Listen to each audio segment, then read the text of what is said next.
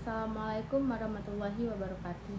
Saya Ikan Dila dengan NPM 2005170075. Video ini saya buat untuk memenuhi tugas pemeriksaan akuntansi dengan dosen pengampu Ibu Heni Judika Lubis, SE MSI. Baiklah, di sini saya akan menjelaskan sedikit tentang materi sampel audit untuk pengujian pengendalian dan substantif dari transaksi. Yang pertama yaitu sampling audit. Sampling audit adalah penerapan prosedur audit terhadap kurang dari 100% unsur dalam suatu saldo akun atau kelompok transaksi. Selanjutnya, sampel representatif. Pengertian sampel representatif adalah sampel yang memiliki ciri karakteristik yang sama atau relatif sama dengan ciri karakteristik populasinya.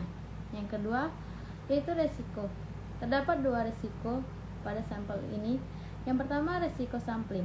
Resiko sampling adalah ketika sampel yang diambil auditor ternyata tidak representatif, artinya sampel yang diambil auditor tidak mewakili populasinya. Yang kedua, resiko non-sampling. Resiko non-sampling meliputi kemungkinan pemilihan prosedur audit yang tidak semestinya untuk mencapai tujuan audit tertentu. Penyebab resiko non-sampling. Yang pertama, kegagalan auditor untuk mengenali pengecualian. Yang kedua, prosedur audit yang tidak sesuai atau tidak efektif. Selanjutnya, metode sampling audit. Yang pertama ada sampling statistik dan yang kedua sampling non-statistik. Sampling statistik adalah teknik sampling menggunakan data yang diambil secara acak dan dapat dievaluasi secara matematis. Yang kedua, sampling non-statistik adalah metode pengambilan data yang dilakukan auditor dengan berdasarkan pengalaman pribadi auditor itu sendiri. Selanjutnya yaitu teknik sampling audit. Auditor dapat menggunakan sampling untuk memperoleh informasi tentang beberapa perbedaan karakteristik populasi. Namun demikian, kebanyakan sampel audit mengarah pada tingkat penyimpangan dan jumlah uang. Pada saat sampling statistik digunakan, teknik sampel masing-masing ditunjukkan sebagai sampling atribut dan sampling variabel. Sampling atribut kegunaannya adalah untuk memperkirakan tingkat deviasi atau penyimpangan dari pengendalian yang ditentukan dalam populasi. Sedangkan variabel sampling digunakan untuk memperkirakan jumlah rupiah total dari populasi atau jumlah rupiah kesalahan dalam populasi. Selanjutnya, resiko sampling dan resiko non-sampling. Yang pertama, resiko sampling. Resiko sampling berkaitan dengan kemungkinan sampel yang diambil tidak menggambarkan secara benar populasi tersebut.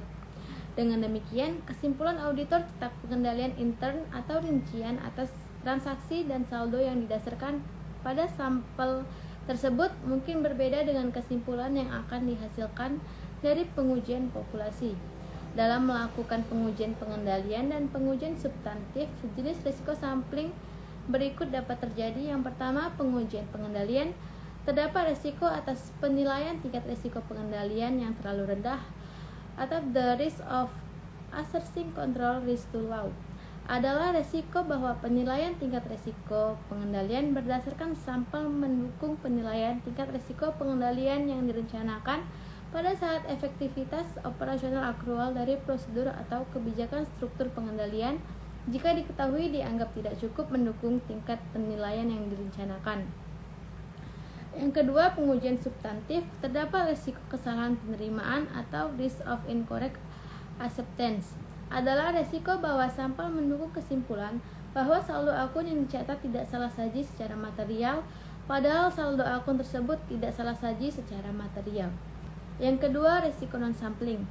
Menunjukkan bagian risiko audit yang tidak disebabkan oleh pengujian hanya pada sebagian data. Selanjutnya adalah langkah-langkah dalam sampling non-audit. Langkah-langkah yang tercakup dalam rencana sampling meliputi hal-hal berikut. Yang pertama, menentukan tujuan audit dan prosedur untuk memenuhi tujuan tersebut. Yang kedua, menentukan populasi dan unit sampling. Yang ketiga, menspesifikasi pengendalian yang dikehendaki dan bukti bahwa pengendalian tersebut efektif atau tidak efektif. Yang keempat, menggunakan pertimbangan profesional untuk menentukan ukuran sampel. Yang kelima, menggunakan pertimbangan profesional untuk untuk menentukan metode pemilihan sampel. Yang keenam, menerapkan prosedur audit untuk pengujian pengendalian. Dan yang ketujuh, mengevaluasi hasil sampel. Selanjutnya adalah menentukan metode pemilihan sampel. Yang pertama yaitu menggunakan sampling nomor acak atau biasa disebut sampling acak sederhana atau simple random sampling. Auditor harus mempunyai dasar untuk menghubungkan nomor-nomor tertentu dengan setiap item dalam populasi. Yang kedua yaitu sampling sistematis atau systematic sampling. Terdiri dari pemilihan setiap item ke dalam populasi dari satu atau lebih item awal yang dipilih secara acak. Yang ketiga adalah sampling audit dalam pengujian substantif. Terdapat beberapa konsep pada sampling ini. Yang pertama, konsep dasar sampling audit. Sampling audit adalah penerapan prosedur audit yang kurang dari 100% pada item-item dalam populasi, seperti saldo akun atau kelompok transaksi. Yang kedua adalah dua pendekatan sampling statistik berikut dapat digunakan oleh auditor dalam pengujian substantif, yaitu sampling PPS dan sampling variabel klasi.